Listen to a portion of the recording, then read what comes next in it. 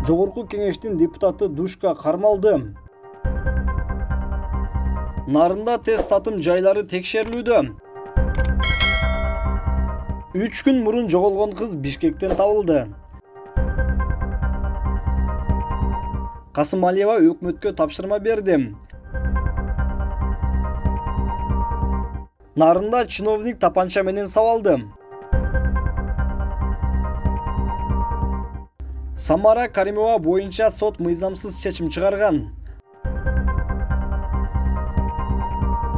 Жогорку кеңештин депутаты Дүйшөн Төрөкулов кармалды. Маалыматка караганда, депутат Оштогу заводду коррупция жана рейдерлик жол менен басып алган деп шектелүүдө. Депутат Дүйшөн Төрөкулов Душка кайманаты менен белгилүү. Төрөкулов Ош облусунда УКМКда сурак берип жатканы 15 январда кечке жуук белгилүү болгон. Эскерте кетсек, Дүйшөн Төрөкулов 2017 жылдын январ айында бир бол фракциясынан депутат болгон. 2020 жылдагы парламенттик шайлоодо ал ушул эле партиядан депутаттыкка ат салышкан.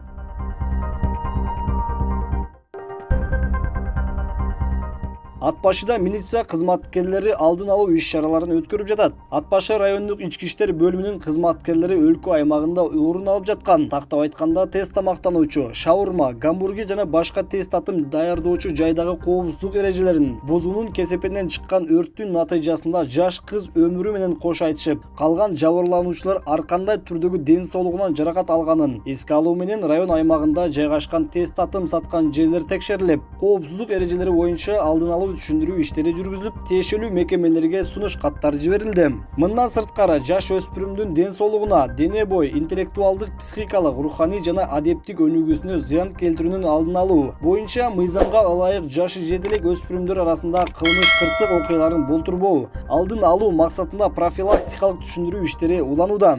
Ошондой эле Ат башы районунун бардык айыл аймактарында милициянын көчмө кабылдамасы жергиликтүү бийлик өкүлдөрү менен биргеликте айыл тургундары менен жолугушуп, эл алдында жыл ичинде жүргүзүлгөн иштер боюнча маалымат берилип, айыл тургундарынын көйгөйлүү маселелерин, сунуштарын, арыз даттанууларын кабыл алышып, жеринен көмөк көрсөтүп жатышат. Мындан 3 күн мурун социалдык тармактарда Кемин районунун Назима аттуу кыз жоголуп кетти деген маалыматтар тараган.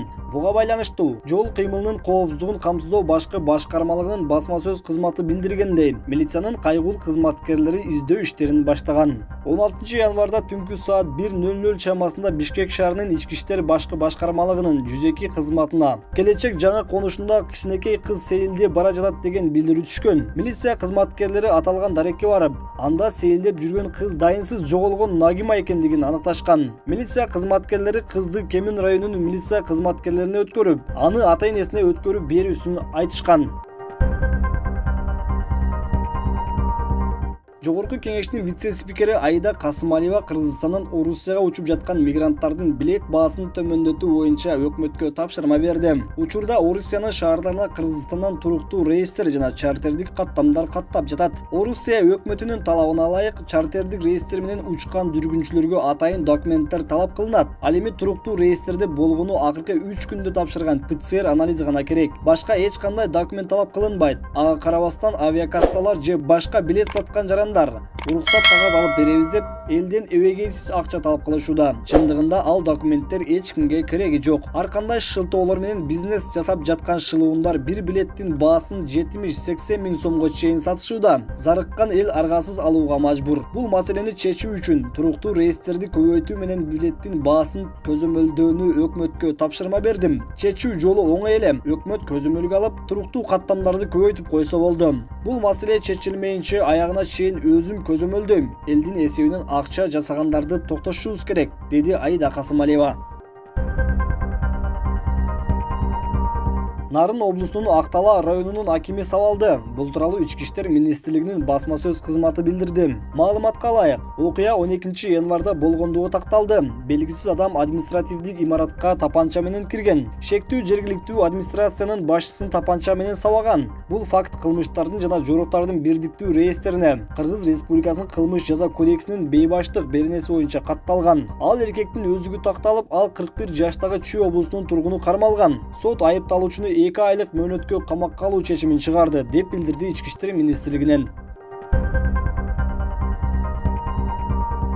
ырчы Самара Каримованы 2 жыл мурун алынган кызматына кайтаруу боюнча чечими социалдык тармакка жарыяланды. Анда Нуржигит Кадырбеков ырчы Самара Каримованын арызын канааттандырып берүүнү өтүнгөн. Самара Каримова 2018-жылдын 1-ноябрында кызматтан алынган. Ар бир кызматкер 2 айдын ичинде кызматтан алынганы боюнча сотко кайрылса болот. Бирок Самара Каримова 2020-жылдын декабрь айында сотко кайрылып жатат. Бул жерде сотко берүүнүн мөөнөтү өткөнүнө байланыштуу. Сот Самара Каримова боюнча чыгарган чечими мыйзамсыз деп Конституциялык палатанын экс-судьясы Клара Соронкулова билдирди. Эске сала кетсек, Самара Каримова коллективдин каршылыгына карабай милиция чакырып, 15-январда ишке киришти. Аны 14-январда күйөөсү Асан Мансуров коллективге таныштырып алып барганда кабыл албай койгон.